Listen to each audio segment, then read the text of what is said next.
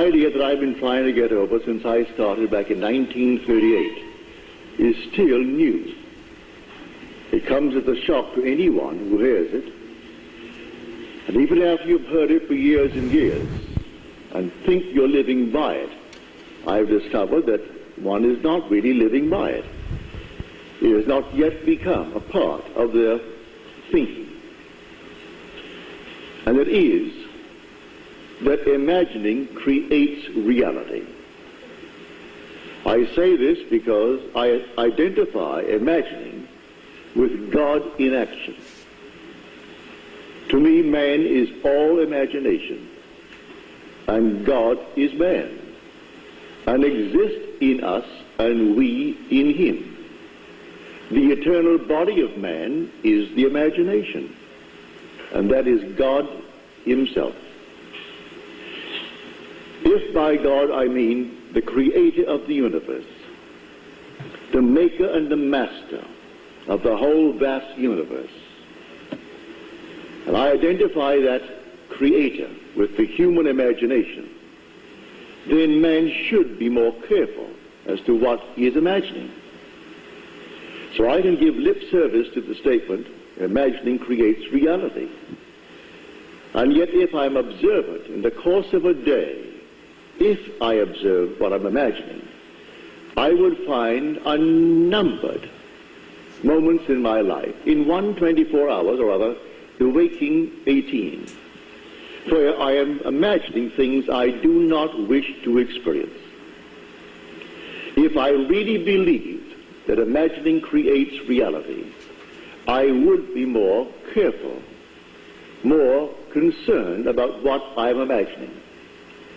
So I will give it lip service and say imagining creates reality and go blindly on imagining anything other than what I want to create, beginning with the morning paper and reacting to things that you do not know, whether they be true. They could be planted by some press agent, planted by some lobbyist you do not know.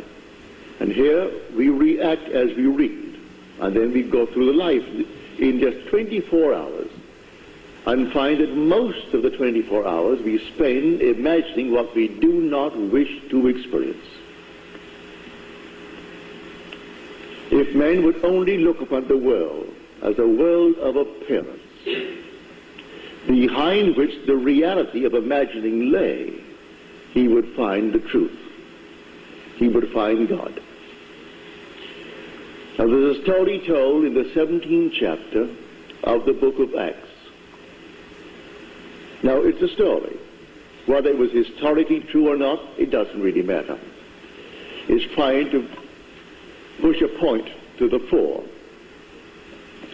It is said that the men of Athens spent all day in the marketplace looking for a new idea, either telling one or hearing one.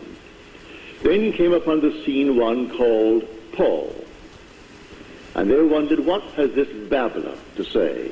What is his new idea?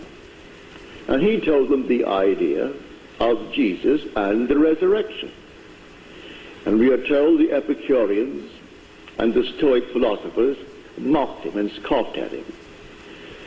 Others said, we will hear more about this later. And he said to them, and this is all ironical, if you read it carefully, he said, O men of Athens, I see in every way you are very religious. For as I passed by, I observed the objects of your worship. Now, right away, that's irony. The objects of their worship. Then he said, I noticed this inscription over an altar, to an unknown God. What you therefore worship, unknown, I declare to you. Example, they are